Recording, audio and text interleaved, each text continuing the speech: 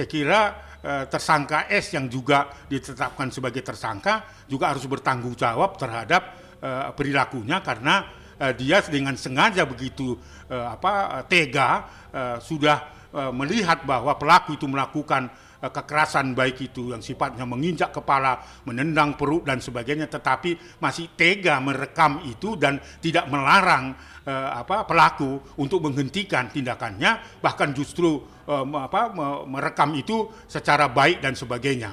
Saya kira ini karena dia sudah berusia di atas 18 tahun, si pelaku diperkirakan 20 tahun dan tersangka baru inisial S itu 19, saya kira dia bisa dikenakan undang-undang kekerasan terhadap anak dengan ancaman 15 tahun bahkan lebih dari itu. Iya, merespon kasus kekerasan fisik yang dilakukan salah seorang pengurus salah satu pantai yang mengajarkan kepada anak-anak proses pendidikan keluarga dan pendidikan sorry ya Mas, ulang Mas. Agak tengah Pak ulinya Pak. Oke, baik Pak, gimana Pak mungkin tanggapan mengenai yang beredar video yang ada penganiayaan di salah satu panti asuhan di Palembang Pak? Iya, menyikapi kasus kekerasan fisik yang dilakukan oleh salah seorang pengurus panti yang ada di Palembang, Komnas Perlindungan Anak menerima laporan itu dan cukup marah terhadap apa yang dokumen video yang dikirimkan ke Komnas Perlindungan Anak. Dan oleh karena itu saya kira ini bisa di take over Polda Palembang atau Sumatera Selatan agar kasus seperti ini tidak terulang lagi. Karena ini tidak bisa ditoleransi akal sehat ya. Bagaimana menampar ya, memukul, bakal meninju dan sebagainya anak-anak yang seharusnya dibina di sana untuk mendapatkan perlindungan yang baik dan mendapatkan pengajaran yang baik. Tetapi ternyata menerima pengajaran yang tidak baik. Saya kira tidak ada toleransi karena itu merupakan bentuk kekerasan fisik yang dilakukan oleh pemilik panti itu yang seharusnya memberikan perlindungan tetapi justru melakukan tindak pidana. Karena ini merupakan kasus kekerasan yang tidak bisa ditoleransi akal sehat. Komnas Perlindungan Anak tadi pagi setelah kita menerima dokumen itu, menerima video itu, sudah membentuk tim litigasi dan advokasi Komnas Perlindungan Anak yang ada di Palembang untuk meneruskan perkara ini, mengawal perkara ini supaya segera mungkin otoritas hukum di sana, baik itu Polres Palembang atau di mana kejadian tempat perkara termasuk Polda Sumatera Selatan untuk segera menangkap, menahan, menyerahkan itu ke jaksa penuntut umum untuk diadili di Pengadilan Negeri Palembang supaya mendapat kepastian hukum. Lalu yang kemudian tentu dinas sosial yang ada di sana take over. Sekarang anak-anak korban itu harus diambil, dievakuasi dari tempat itu untuk mendapatkan pelayanan medis maupun psikososial terapinya. Itu sikap Komnas Perlindungan Anak. Dan ini tidak boleh terjadi lagi dimanapun. Dan ini tidak boleh juga dibiarkan hanya sekedar nanti pendekatannya damai dan sebagainya. Tidak, karena ini merupakan tindak pidana luar biasa, maka segera mungkin menangkap, menahan, mengadili pelaku. Kabarnya pelaku sudah ditangkap, sudah diamankan, mungkin Bapak gimana tanggapannya Pak? Ya, sampai hari ini kita belum menerima kabar bahwa si pelaku itu sudah ditangkap, ditahan oleh otoritas penyidik di sana. Nah, saya kira nanti sore malam ini kita akan konfirmasi karena tadi pagi kita mendapat laporan langsung membentuk tim litigasi dan advokasi Komnas Perlindungan Anak untuk kota Palembang. Saya kira nanti kita akan dapat informasi itu. Mudah-mudahan itu bisa ditindaklanjuti. Tetapi kalau belum, saya kira malam ini juga kita minta kepada otoritas penyidik di sana atau polisi segera menangkap, menahan dan nantinya dalam proses pemeriksaan penyidikan itu menyerahkan kepada jaksa penuntut umum. Tetapi kalau sudah, maka kita Komnas Perlindungan Anak meminta kepada otoritas penyidik di sana untuk menerapkan Undang-Undang Perlindungan Anak, khususnya pasal kekerasan, ketentuan pasal 80 yang dapat diancam ya hukuman minimal 3 tahun 6 bulan dengan denda 1 miliar dan juga maksimal 15 tahun. Oke, Pak, ini kan mengenai kekerasan kan nggak hanya verbal tapi fisik juga, Pak. Ini mungkin biasanya bentuk trauma apa sih Pak, yang akan diterima oleh anak-anak panti asuhan ketika mendapatkan kekerasan dari pihak pengurus gitu? Iya, bentuk dampak dari korban kekerasan bukan hanya yang terjadi di panti ini, tetapi di Pompes, di sekolah, di rumah dan sebagainya. Tumbuh kembang anak itu terancam karena dia mengalami trauma terhadap apa yang dia rasakan. Apalagi yang terjadi di Palembang ini, dipukul, ditendang kepala, ya. Lalu kemudian saya kira ini perbuatan yang sangat luar biasa yang tidak ada toleransinya. Karena itu dalam bentuk juga kategori penyiksaan. Penyiksaan. Oke, kalau misalkan tadi kan Bapak bilang mudah-mudahan pihak dinas sosial juga mengevakuasi para anak di panti asuhan. Mungkin bentuk apa Pak harusnya Pak yang harus mereka kasih seperti apa Pak untuk menenangkan para korban penganiayaan ini Pak? Ya, saya kira kan kalau tadi misalnya apakah sudah ditangkap, ditahan dan dikenakan pasal ketentuan undang-undang kekerasan ya terhadap anak dan sebagainya oleh penyidik, saya kira untuk memulihkan tingkat trauma, mungkin juga gangguan medis dan sebagainya, saya kira tidak ada alasan untuk dinas sosial yang ada di sana untuk melakukan evakuasi untuk memulihkan itu. Jadi itu tanggung jawab terhadap kehadiran pemerintah terhadap peristiwa ini. Oke, tapi kira-kira langkah apa Pak mungkin untuk meminimalisir kejadian ini terulang kembali Pak? Apalagi kan mungkin anak-anak di panti asuhan kan memang kan harusnya dirangkul tapi malah disiksa.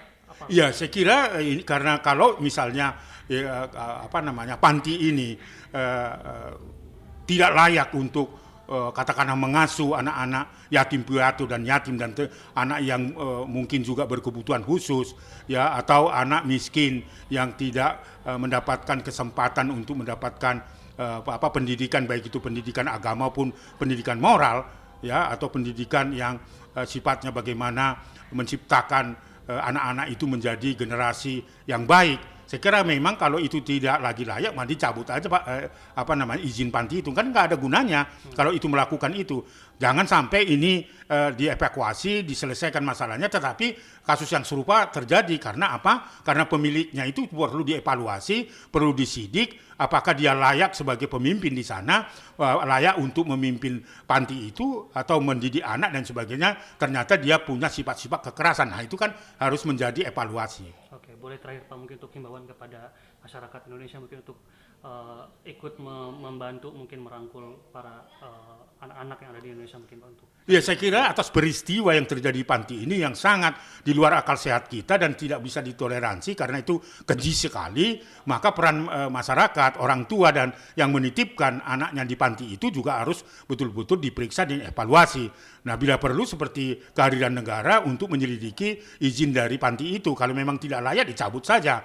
Lalu kemudian anak-anak yang sempat diasuh di situ maka di take over, jadi peranan dinas sosial harus penting di situ. Katakanlah ditempatkan panti-panti yang ada di dinas sosial yang dikelola oleh pemerintah. Oleh karena itu saya himbau kepada semua anggota masyarakat untuk tidak membiarkan kasus kekerasan apapun bentuknya. Kepada orang tua yang menitipkan anak itu di panti itu harus diselidiki dan kalau memang tidak layak itu harus dievakuasi dan tentu pemerintah harus membantu itu. Oke, baik. Terima kasih banyak Bapak. Baik. Oke Pak, yang satu lagi Pak mengenai Pak, mungkin ini kan memang yang sedang di perempuan AG ini kan memang seorang masih di bawah umur apa mungkin Pak. Nih Bapak sendiri mungkin melihat kejadian ini seperti apa Pak mengenai saksi, dia kan masih sebagai saksi ini Pak, seperti apa Pak mungkin melihatnya Pak? Iya, kasus Mario yang melakukan kekerasan fisik terhadap David sebagai korban, saya kira ini sebuah perbuatan hukum yang tidak dapat ditoleransi karena ini keji sekali, karena selain menganiaya mengakibatkan anak geger otak gitu ya dan koma dan sebagainya, dan sampai hari ini Komnas Perlindungan Anak menerima berita masih di dalam perawatan yang intensif di salah satu rumah sakit. Saya kira tersangka S yang juga ditetapkan sebagai tersangka juga harus bertanggung jawab terhadap perilakunya karena dia dengan sengaja begitu tega sudah melihat bahwa pelaku itu melakukan kekerasan, baik itu yang sifatnya menginjak kepala, menendang perut dan sebagainya, tetapi masih tega merekam itu dan tidak melarang pelaku untuk menghentikan tindakannya, bahkan justru merekam itu secara baik dan sebagainya. Saya kira ini karena dia sudah berusia di atas 18 tahun, si pelaku diperkirakan 20 tahun dan tersangka baru inisial S itu 19, saya kira dia bisa dikenakan undang-undang kekerasan terhadap anak dengan ancaman 15 tahun, bahkan lebih dari itu kalau memang unsur-unsurnya mengandung kesadisan dan sebagainya. Nah, kita mendapatkan laporan juga di dalam peristiwa itu ada seorang anak berusia katanya 15 tahun berinisial AG itu yang konon pacar dari pelaku utama, disinyalir ikut juga memanas-manasi seperti apa yang dilakukan pelaku utama kepada tersangka S, ya. Lalu tersangka S bertanya apa yang diinginkan oleh pelaku mengajari untuk merekam dan sebagainya. Itu kan ikut serta melakukan membiarkan terjadinya kekerasan. Nah, AG yang berusia 15 tahun itu dan disinyalir juga melaporkan tindak laku ada satu kejadian di antara korban dengan AG ini karena menurut berita bahwa pernah berpacaran dan sebagainya. Mungkin ada hal-hal yang tidak mengenakan bagi AG, lalu AG melaporkan kepada pacarnya yang pelaku utama, itu artinya bisa dikategori ikut serta juga. Nah, cuma kalau S yang ikut serta juga dituduhkan oleh Polres Jakarta Selatan dengan merekam dan sebagainya dan ikut serta ke tempat kejadian perkara. Nah, si S itu kan ditangani karena usia udah dewasa, tetapi AG itu hanya berbeda penanganannya karena dia juga ikut menyaksikan dan disinyalir juga ikut mendorong emosi dari pelaku utama. Saya kira pendekatan penyelesaian hukumnya yang berbeda, karena dia bisa anak-anak. Misalnya kalau si S atau pelaku utama dapat diancam 15 tahun, si AG ini tidak bisa lebih dari 10 tahun karena undang-undang sistem peradilan pidana mengatur seperti itu. Maka saya memohon kepada keluarga korban, memang itulah undang-undang, tetapi bukan arti dia terlepas dari tindak pidananya itu. Hanya pendekatannya, karena dia masih anak-anak, tadi tidak boleh lebih 10 tahun. Kalaupun diancam 10 tahun, hanya sepertiga dijalanin.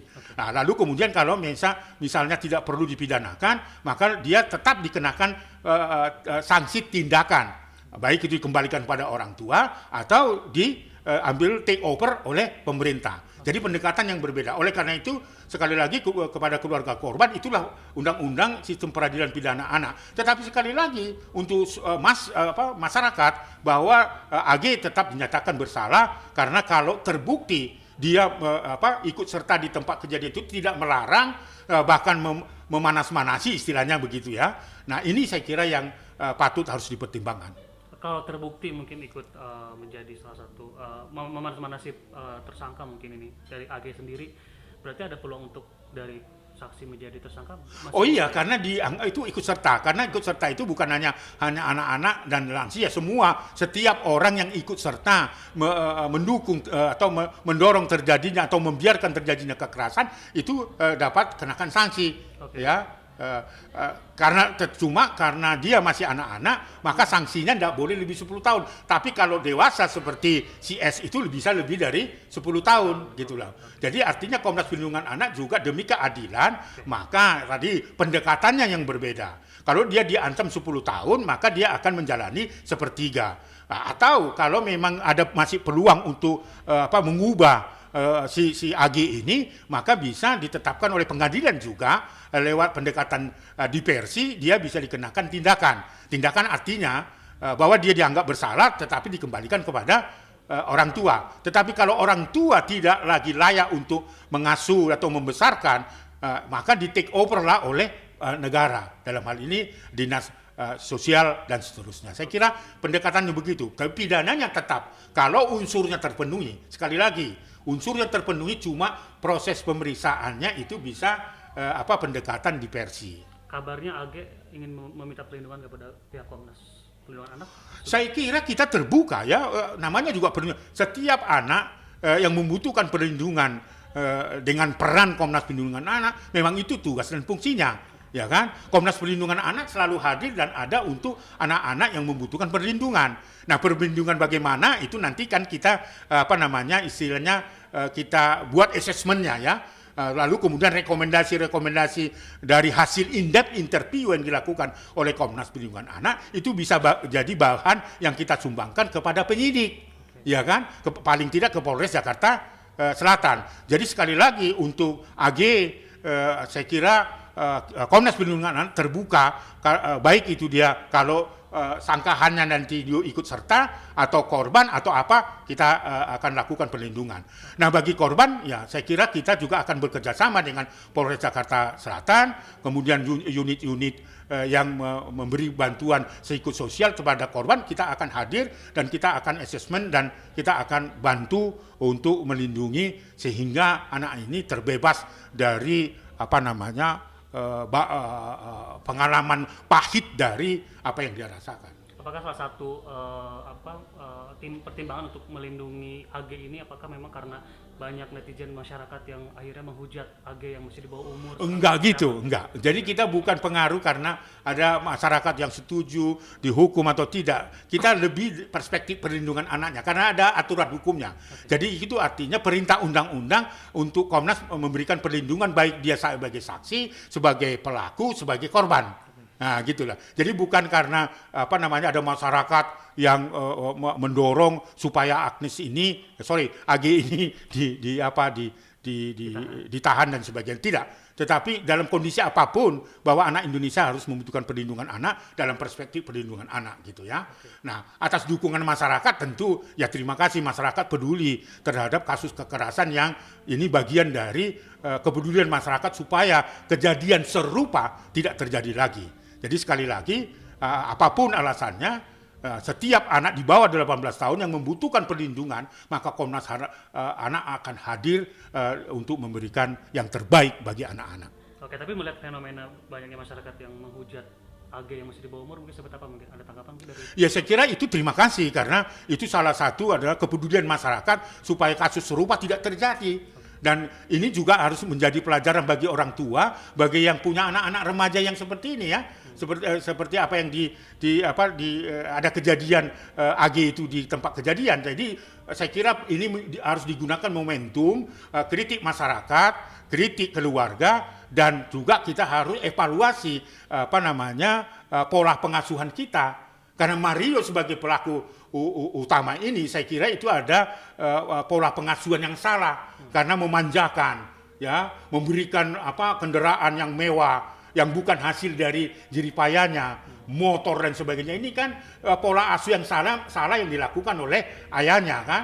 Kita lihat saja dia tidak merasa wajah seperti menyesal dan sebagainya ketika dia rilis dengan Polres Jakarta Selatan gitu kan. Itu karena apa? Karena dia menganggap bapaknya adalah penguasa, bapaknya adalah orang kaya, punya uang dan sebagainya. Saya kira persoalan-persoalan ini akan bisa diselesaikan oleh orang tua karena pejabat kan begitu. Sehingga wajahnya seperti itu.